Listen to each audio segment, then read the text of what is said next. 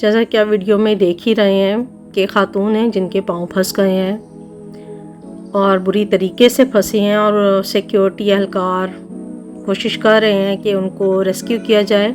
Police भी मौजूद है, क्राउड भी है क्योंकि पब्लिक प्लेस है, शॉपिंग प्लाजा कोई लग रहा है।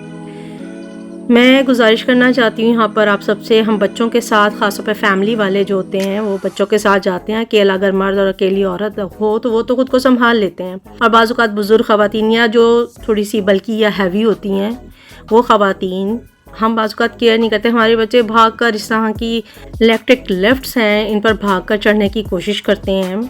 यूजुअली इलेक्ट्रिक लिफ्ट्स जो हैं या ये दो तरह की होती हैं, इलेक्ट्रिक स्टेयर्स भी होती हैं, स्लोप की शक्ल में भी होती हैं।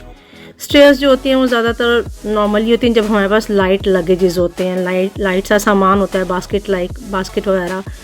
और जो स्लोप की शक्ल में होते हैं वो ज़्यादातर इसलिए होते हैं कि अगर कोई बीमार है, बुज़ुर्ग है या कोई खातून है, हैवी है, बल्कि हैं, या उसके साथ रेहड़ी का सामान है, बहुत ज़्यादा सामान है जो उसने रेहड़ी पर रखा हुआ है, वो लेकर जाए। बाज़ औक़ात हमारी ज़रा सी बेहतियाती, हमने अगर हील पहना हुआ है या हम तेज़ी से चलने की कोशिश कर रहे हैं या बाज़ औक़ात हम दूसरों को रास्ता नहीं दे रहे होते, इस तरह से फंसी हैं और इमीडिएटली पीछे से शायद मशीन भी बंद जैसे कर दी गई है तो ये बच गई, इनकी काफ़ी बचत हो गई। मैंने 2 इस तरह के वीडियोज़ भी देखे जिसमें एक में तो बच्चा बुरे तरीके से कुचला गया था और एक पाकिस्तान में भी इस तरह का इंसिडेंट, एक बच्चे का पाँव इस तरह की लिफ्ट में आ गया था स्टेयर के अंदर और वो लिफ्ट चलती रही मुस्तकिल और सिक्योरिटी एहलकार इमीडिएटली बंद नहीं कर सके उसे, और उस बच्चे का बुरे तरीके से पाँव क्रश हो गया था उसमें। और अस्तगफिरुल्लाह, या अल्लाह पाक हर एक की हिफाजत फरमाए, हर एक के बच्चे को महफूज रखे और कभी भी इस तरह के वाक़यात हमारे साथ कभी भी कहीं भी पेश ना आए। देखिए, किसी भी चीज़ को सीखने में कोई शर्म नहीं है। आप बच्चों को तो छोड़ें, जो हम बड़े हैं हम पहले ख़ुद को एजुकेट करें। कोई भी नई इलेक्ट्रॉनिक की चीज़ आ रही है आप उसके वीडियोज़ निकालें। सीखने की कोई उम्र नहीं होती और वक्त के साथ साथ ज़िंदगी में बहुत सारी मॉडर्न चीज़ें आ रही हैं, इलेक्ट्रॉनिक्स में नई जिद्दतें आ रही हैं, तो हमें हर चीज़ को पहले सीखना होगा, फिर हमें उसे यूटिलाइज़ करना हम शुरू करेंगे।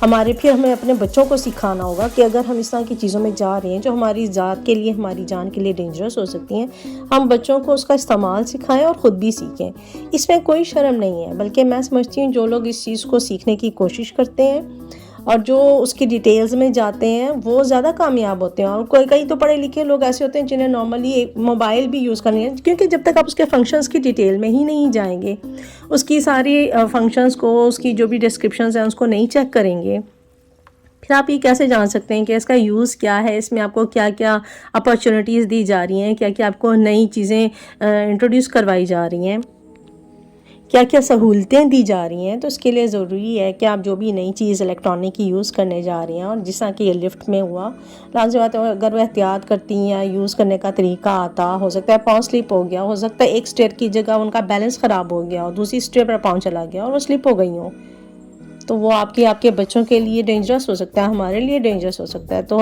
हमें अपने आप को एजुकेट करने की ज़रूरत है और एजुकेट करने में कोई शर्म नहीं है।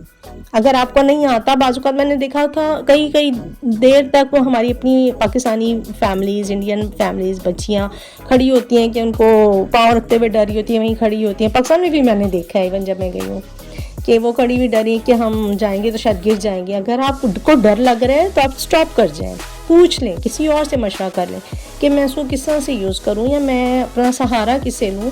इसमें कोई शर्म नहीं है, सीखने से ही इंसान आगे बढ़ता है। आई होप कि जो मैं मैसेज देना चाहती थी वो पहुंच गया होगा। दुआ में याद रखिएगा। अस्सलाम वालेकुम।